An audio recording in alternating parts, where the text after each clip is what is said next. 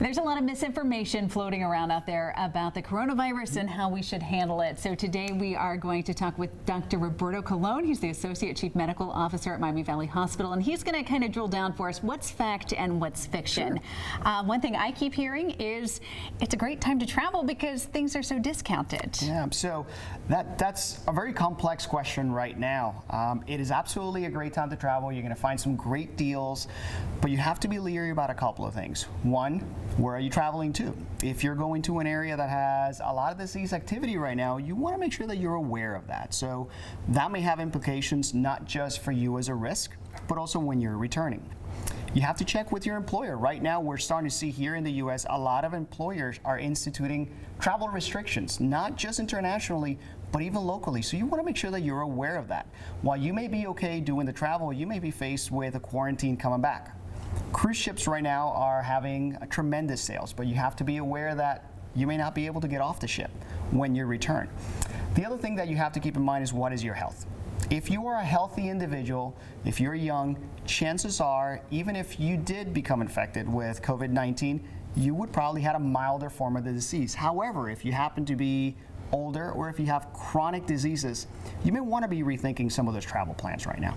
And which is going to be safer, a cruise ship or an airplane? You know, I would probably say that an airplane right now is going to be a safer mode of travel for a couple of reasons. One, this doesn't really spread by airborne.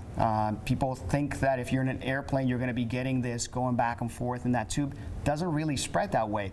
And the number of people in an airplane is much smaller than the number of people in a ship. So while you're having thousands of patients in a ship that are going to be touching all of those surfaces for an extended period of time, on an airplane, you're typically spending only a few hours with at most a few hundred persons in that airplane. All right, another thing that we keep hearing is you need to be stocking up on supplies. What should people be stocking up on, if anything? Well, definitely not toilet paper right now. I keep hearing that a lot of people are stocking up on toilet paper. That's not going to save you from COVID-19. I think people associate that with a very basic need. The same thing with water. There is no shortage of water right now. Our water from our faucets is just fine if that is safe to drink where you are.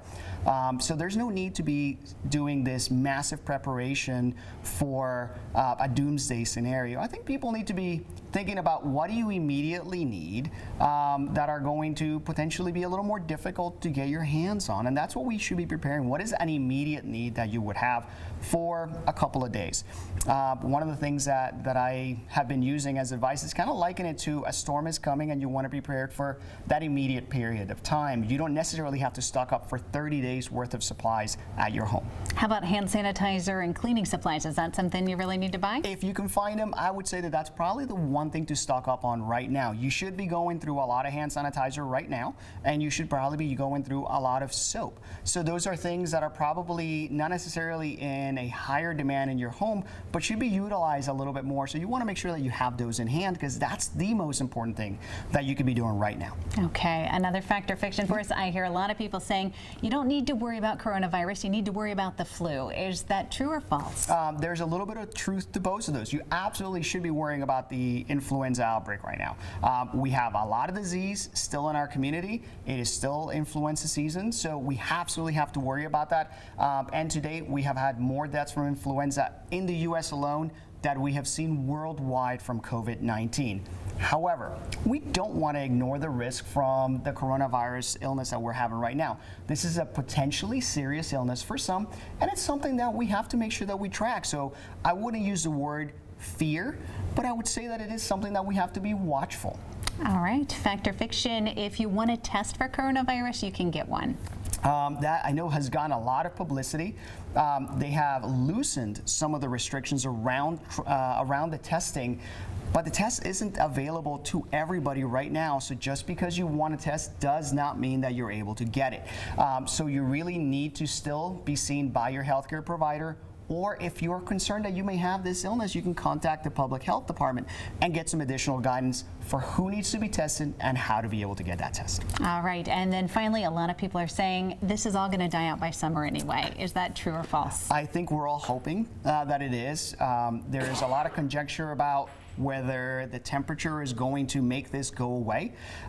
There is a little bit of truth to the seasonality that goes with these cold illnesses, and there's a lot of things for that. Number one, when it is warm out, when we have the summer months, people tend to migrate out instead of being confined to all of these tight spaces. So that makes transmission a little bit more difficult. And there is a little bit of truth that this virus is a little less resistant to the very warm, harsher environments that we see outdoors. So as we move outdoors, this virus is going to live on the surfaces a little less than it is doing right now on the surfaces inside. All right, Dr. Roberto Colon shining some light on fact or fiction when it comes to the coronavirus. Actually, let me do that again because I'm not sure. They didn't tell me how they wanted us to end this. Something you should have asked. Oh, yeah, what's that? How should people sneeze? Okay, we can go ahead and do that. Sure. And if you're sick, stay home. All right. All right, we can go ahead and do that. We'll And throw then that you'll in have there. your clothes the way you want it. All right. We'll go ahead and add that one. 3, 2, 1. Another fact or fiction, if you're coughing or sneezing, you just have to do it like this. That is absolutely truth. That's one of the safe coughing or sneezing etiquette techniques that we want to practice. If you're sneezing or coughing into your sleeve, much better than into the hands, because what happens is you extend that hand to shake somebody's hand, or you're going to be touching surfaces and potentially spreading those germs. How about down your shirt? I've seen some people do that. I would not recommend that, but I guess if it's going to be decreasing the spread of the germs, that would probably be better again than sneezing into your hands. All right.